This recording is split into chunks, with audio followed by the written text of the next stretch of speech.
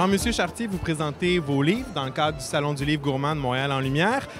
Des livres, bon, évidemment, papier et molécules, où il y a des recettes, des accords, mais vins. Mais moi, ce que j'aime dans votre travail, c'est cette analyse-là, des goûts qui se mélangent ensemble. Par exemple, qu'est-ce que l'ananas a en commun avec la fraise ou la menthe et le sauvignon blanc? Comment vous arrivez à ces mélanges-là? Est-ce que c'est de l'essai-erreur? Est-ce que c'est scientifique? C'est des années d'expérience? Comment vous y arrivez?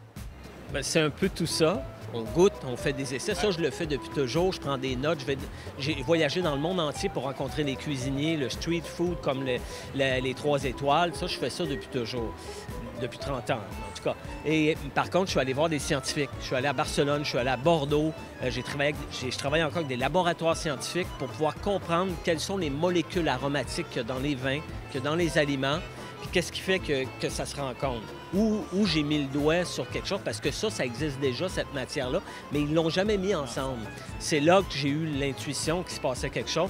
Quand on met des arômes, donc des molécules de même famille ensemble, si je bois un vin de Syrah qui sent le poivre et l'olive noire, si je mange un plat qui a des olives noires ou du poivre ou les deux, bang, il y a harmonie. Le résultat est plus grand que la somme des parties.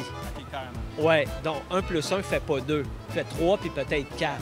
Et dans notre bouche, ça veut dire « wow ». Le wow factor, il est là. Donc, les arômes sont plus importants que l'acidité, le salé, le sucré et l'amer, ce qu'on nous a montré depuis toujours. Si on prend, par exemple, le livre Papier et molécules, quelle trouvaille qui a été la plus difficile à aller chercher? Quel accord, mets, vin, saveur que vous y attendiez pas du tout et ça a donné un résultat spectaculaire? Ah, j'adore cette question-là parce que la figue séchée et le Xérès Fino. Le Xérès Fino, c'est un vin blanc du sud de l'Espagne qui est blanc, mais très sec.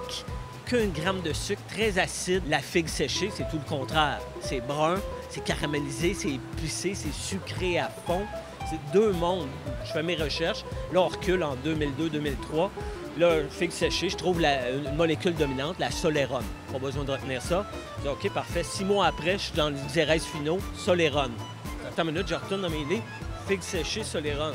Là, je suis convaincu que ma science, ma thèse, elle marche pas tout le temps. Je vais quand même acheter des figues séchées du Xérès Fino. Je goûte. Eureka, c'est à se rouler à terre. Ça va être le fun d'être la blonde de François Chartier. Merci beaucoup. Merci. Alors, je suis toujours au Salon du livre gourmand avec Bob le chef. Bob le chef qui vient présenter ses livres L'anarchie culinaire. C'est quoi ça, l'anarchie culinaire?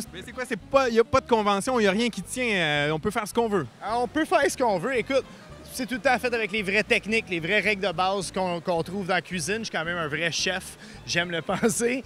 Mais tout en s'amusant. Tu sais, j'enlève un petit peu le côté pogné. Je déboutonne le premier bouton de la chemise avant de commencer à cuisiner. Puis c'est un peu ça que j'essaie de montrer au monde, qu'on peut s'amuser pour faire de quoi avec les moyens du bord.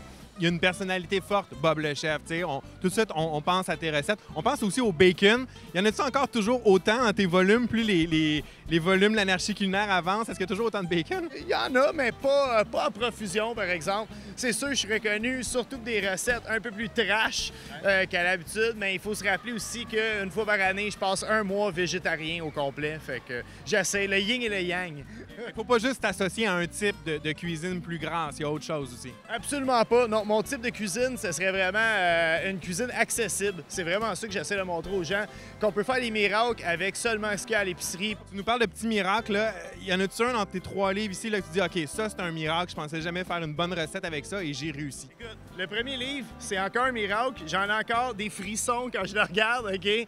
Je me souviens comment on a fait ça. Je veux dire, on a fait ça 4 amis d'enfance ensemble. Je trouve que c'est un livre qui explique vraiment bien les bases de la cuisine. Je veux dire, on te dit qu'est-ce que tu as besoin dans tes armoires, qu'est-ce que tu as dans ton frigo.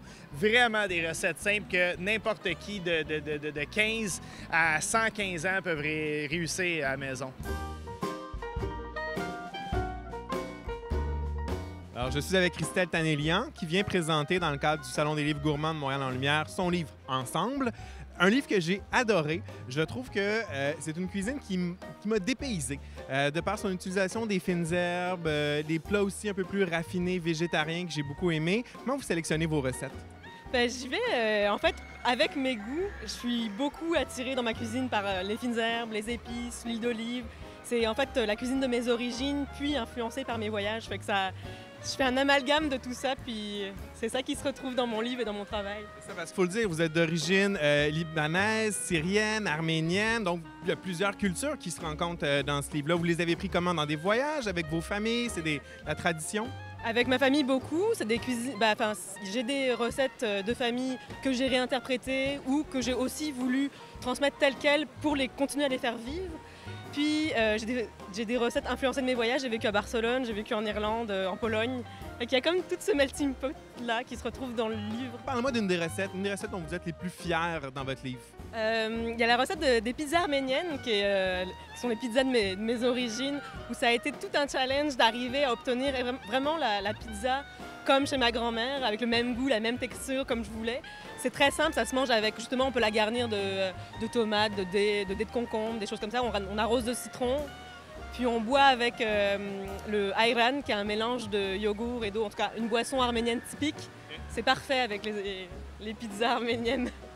Et votre livre s'appelle Ensemble. Est-ce que les recettes sont vraiment faites pour cuisiner en famille avec les enfants, vraiment? Avec les enfants et pour les enfants, j'ai des amis, moi, qui sont des jeunes trentenaires avec des enfants. Ils me disent qu'ils font les recettes du livre pour leurs enfants, avec eux aussi, puis que c'est apprécié.